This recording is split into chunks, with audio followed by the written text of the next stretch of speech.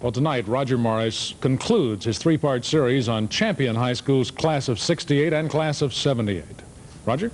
Well, David, as I said last night, the biggest problem the class of '68 faced was the Vietnam War. Some faced it head-on, and they bear the scars that prove it. Today's problems are ones that we had just begun to see back in '68. Lines I saw on one of the cars that went by in your caravan today said, "Sex, drugs, rock and roll." Is that a good slogan for the class of '78? No, I don't think so. That's just the minority. Is art, drugs, sex? Is there more of that than when I was going to school here? There is more of that, definitely more than that, but overall, we're very fortunate to have very little of it in our school. How many kids? You've got, what, about 210 graduating. How many would you say regularly take drugs or smoke marijuana or drink alcohol, something like that? You might get maybe 5% or less that are that way.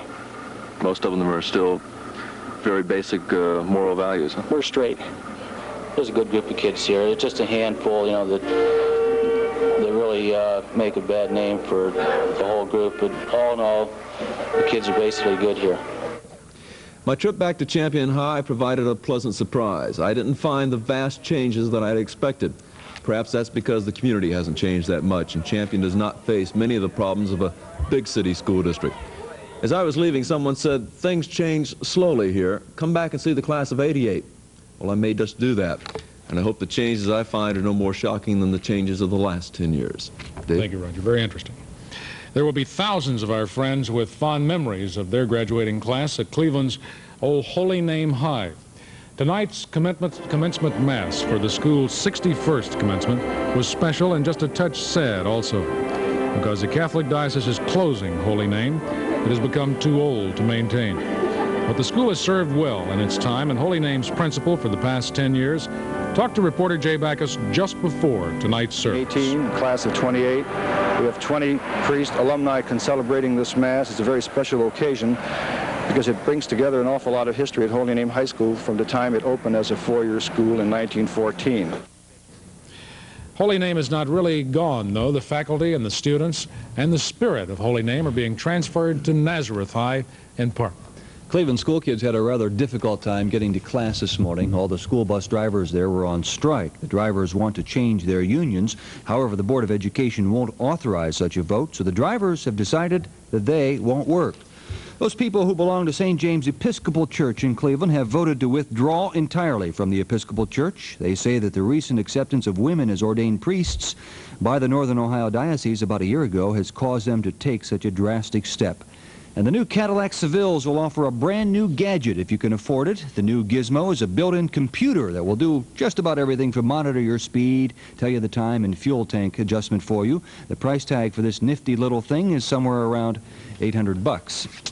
The committee to bring back Broadway celebrated their most recent success story tonight with a small party and tree planting ceremony. The citizens group is trying to clean up and revitalize Broadway, and they recently succeeded in having a rundown building raised. They were giving out plants tonight to help liven up the area a bit, and the tree they planted is the first of dozens they hope will be contributed and planted in the area yet this fall. Here's an interesting combination of events. Secretary of State Vance and Soviet Foreign Minister Gromyko trying to work out an agreement today to limit the increase in military strength of the two countries. And Jimmy Carter at the same time at the NATO meeting making a sharp warning to Russia that we will use everything we have, including nuclear weapons, if Russia or her Eastern European allies try anything in Europe.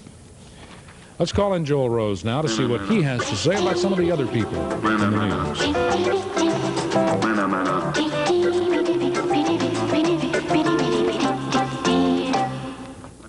Suzanne Summers, the sexy star of Three's Company, is trying to block publication of a nude photograph she posed 4 years ago when times were tough.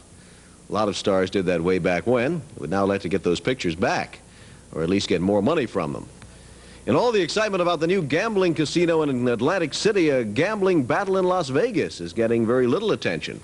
There, gay rights activists are launching a battle against the city's law that bars homosexuals from gambling casinos. Question is, how do they know who is and who isn't, unless they look for a limp-wristed flick of the roulette wheel? Sylvester Stallone's mother was asked how she likes her son's success. She said, lousy. She wishes he were no one again. And that's what people are saying. Yet to come, the latest on our blessed summer weather. And the latest on that man-made beach in Lorraine when the news continues.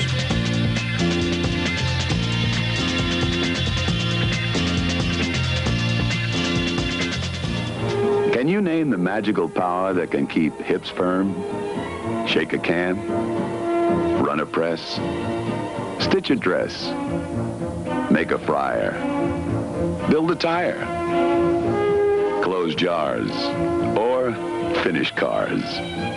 Nothing but electricity can do so many jobs, or help support so many jobs.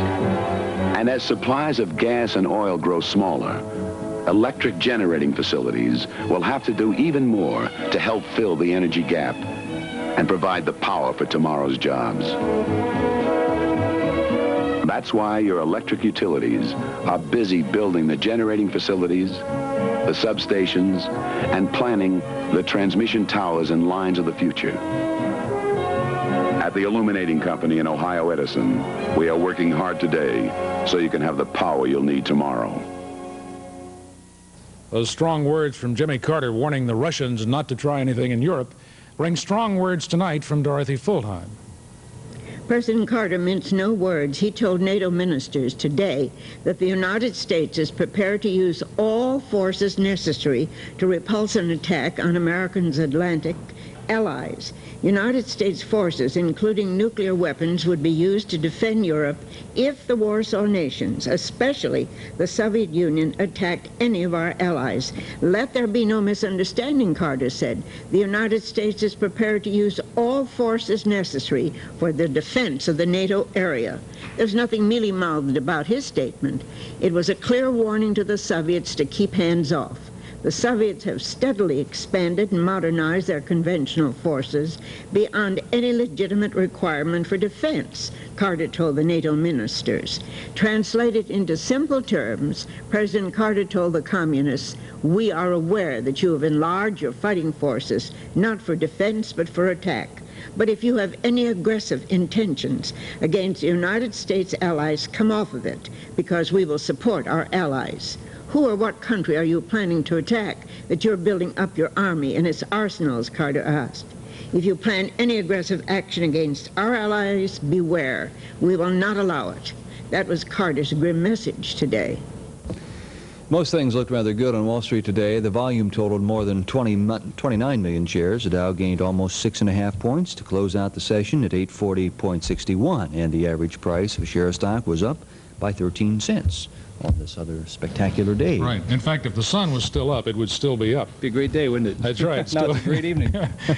We'd like to see it extended all into the morning. And here's Don Webster now with some thoughts on how that might be. Fellas, tonight I'm down the shores of Lake Erie aboard the United States Coast Guard 44-foot motor lifeboat, and this is Boatswain's Mate Terry Gear with me right now, and things have changed a little bit. You fellas doing a lot of boarding and checking this year. Yes, we are. We're checking for compliance with federal regulations and making sure that all the boaters have all the necessary equipment, trying to make sure that boating is going to be safe this year. Right, I imagine that's cutting down on all your distress calls and this type of thing. Yes, it is. We've cut our caseload quite a bit already. Fantastic. Make sure you have those life jackets and everything correct aboard your boat. And it'll be a good boating weekend coming up. We'll have the 5-day forecast right after this.